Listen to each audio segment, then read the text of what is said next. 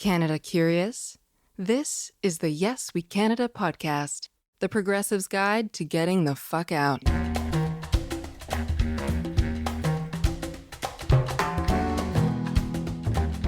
This episode is called Service Canada. Hi, I'm Matt Zimble.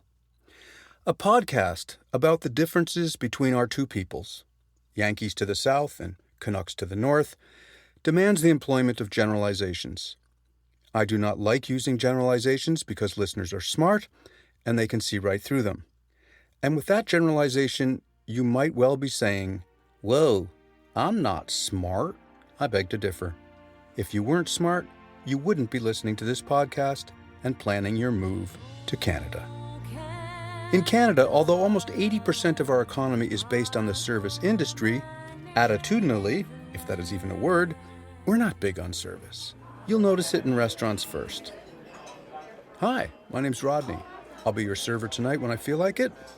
Now, this is not to be confused with the internationally famous brands of bad service, like the Parisian waiter who has refined snobbery to a performance art.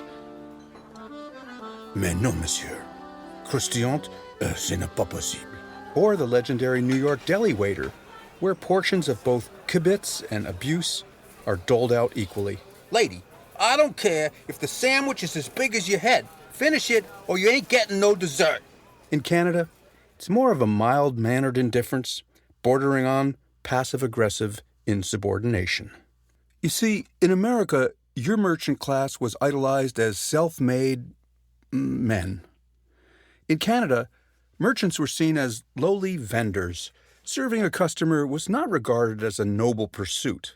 We do it, and sometimes with a smile, and sometimes with excellent results. Whatever, I can't be bothered finishing this sentence. Recently, we crashed a wonderful pizza joint just down the street. It was Saturday night, they were jammed, we had no reservations. Hi, 6 please. Unfortunately, there isn't anything available for about an hour. Ooh, an hour. What about your other location up the street? Do you think they might have anything? Don't know. Should we call? Go ahead. Now that's just a colossal fail. Let's try this again in American. Hi, 6 please.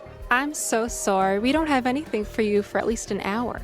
But we have another restaurant just up the street and they have the same great wood-burning ovens. Can I get you a glass of wine while I give them a call? They might be able to fit you in. Yes, please. That would be wonderful. There. Don't you feel better? You see, it's not just a lack of hospitality training. It's more like a complete lack of appreciation of the customer. It's like the anti-merchant. In take one of our little example, the hostess did not say to herself, "Gee, 6 hungry people who want to eat pizza and drink wine on a Saturday night. We have another restaurant down the street. Instead of giving 175 Canadian to one of my competitors, I wonder if I might be able to find them a spot at the other restaurant." I don't think that requires an MBA from some American Ivy League hospitality university like Hojo U.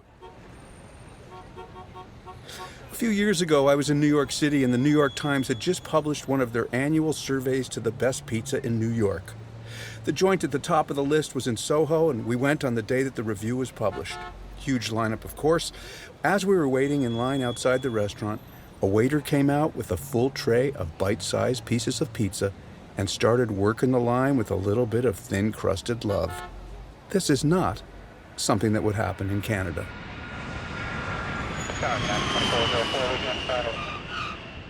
Don't get me wrong, people are very friendly and known for their hospitality in Canada. In fact, there was a wonderful hit musical running on Broadway before COVID shut all that down about how incredibly hospitable we are. Come From Away tells the story of Gander, Newfoundland, when the town opened up their homes and community to accommodate 6,000 grounded airline passengers who were forced to spend September 11th, 12th, and 13th, 2001 in Gander after American airspace was shut down for everyone except a few members of the bin Ladin family, who I guess had business class tickets or something. Canadians are friendly, hospitable, and kind. But I believe people in Canada think there's a very thin line between being entrepreneurial and being a huckster. You guys in the States, you're much more huckster positive. And to support this argument, I submit the following. the 45th President of the United States, also known as Individual One. And then I see the disinfectant, where it knocks it out in a minute, 1 minute. And is there a way we can do something like that by injection inside or almost a cleaning? And you know what? I think we're just going to stop the podcast here for a sec because I want to take a brief moment to thank you, the American voter, and the executives at Twitter, because we no longer have to listen to the daily, irrational, uneducated, random thoughts of a mean-spirited, delusional reality TV personality from Queens. It is so refreshing. And now that we've gargled with bleach, we're back to service in Canada, and this next part is important, so take notes. You have reached Service Canada. All of our operators are currently serving other citizens more important than you. Wait time is 1 hour and 30 minutes. Stay on the line. Your call is relatively important to us. Vous avez rejoint le Service Canada. Tous nos agents sont présentement occupés. Hey, can I get some service here, please? Hello? Hello? Hello? Even though I told you service is not really our thing here in Canada, there's an actual department of the Canadian government called Service Canada. You can think of it as the government's courtesy desk for the Department of Employment and Social Development. It's a government-to-citizen service hub, like the national checkout counter for passports, pension stuff, unemployment insurance, etc. When I read their mission statement, I was almost moved to tears. Service Canada's mandate is to build a stronger and more inclusive Canada, to support Canadians in helping them live productive and rewarding lives, and improving Canadians' quality of life. Clearly, that was written by a socialist.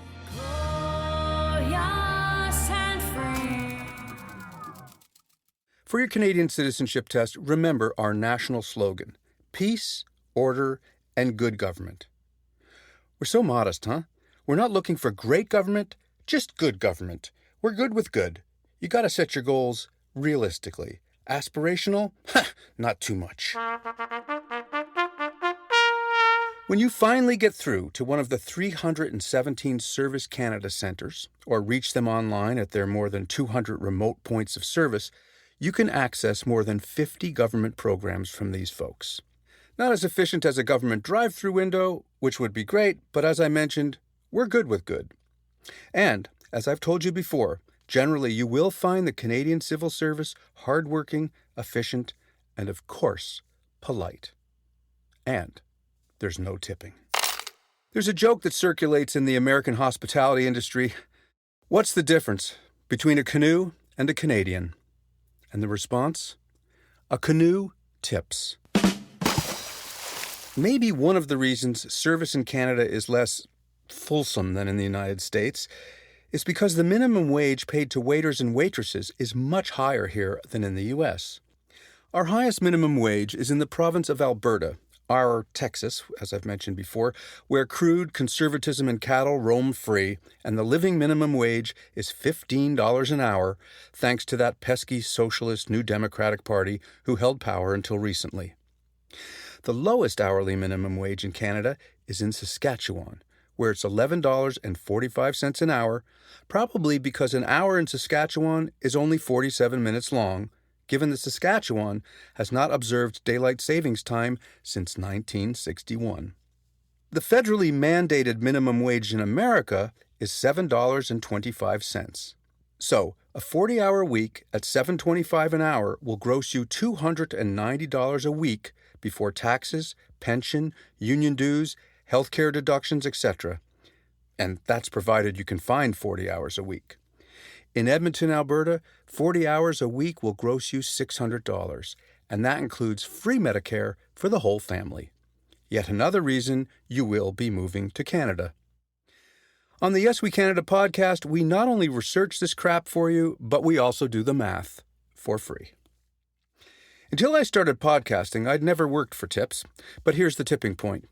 If there's a perception in America that Canadians are frugal tippers, it might be because we tip with the assumption that your service industry workers are treated fairly. Wrong. My eldest son owns 3 very successful and delicious restaurants in Montreal. But his debut in the restaurant business was short and ugly. You see, I had become friends with the owner of a cafe near my studio, and one day he was grousing to me about how hard it was to find good employees.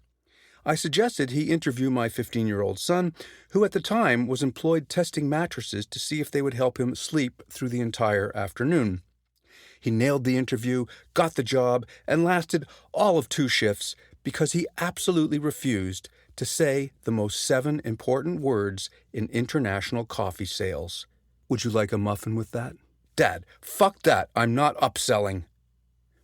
Now let me assure you that today, as a kind but demanding restaurant owner, his servers likely stand in front of their mirrors at home before they come to work and rehearse.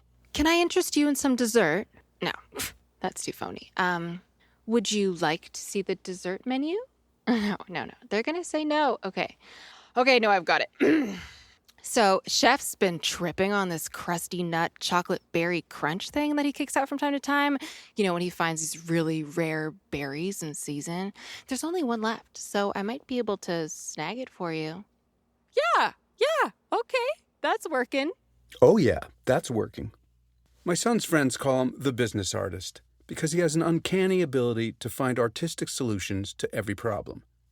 Many years ago, I was working on a TV special in Toronto, and when the shoot moved to Ottawa, I asked my son if he could join me there for the weekend. The plan was he would take the bus from Montreal to Ottawa, and we would meet at the bus station. But weather grounded my plane in Toronto, delaying our Ottawa rendezvous. I told my son to grab a cab to the hotel. I then called the hotel and told them that my 13-year-old son would be checking in on his own, and might they please disappoint him by turning off access to the porn channel. I then told my son that the hotel was expecting him, that I would meet him before dinner, and that he was not, under any circumstances, to use the minibar. This was not my first father and son in the hotel room rodeo. I'd seen him rack up $50 minibar bills in 6 minutes flat with 3 cans of soda, 2 bags of chips, and a candy bar. 2 hours later, I got to the room and found him exactly where I expected, laying on the bed, pillows propped up behind him in his favorite king of the world hotel pose, watching TV.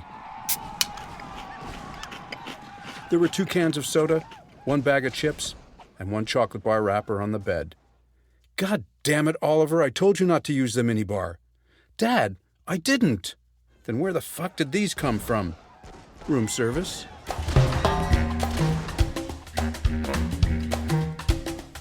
Hit subscribe, like, and write a kind review if you're so inspired, and in exchange, the Yes We Canada podcast will help you get into Canada where Medicare is free. How's that for Canadian exceptionalism?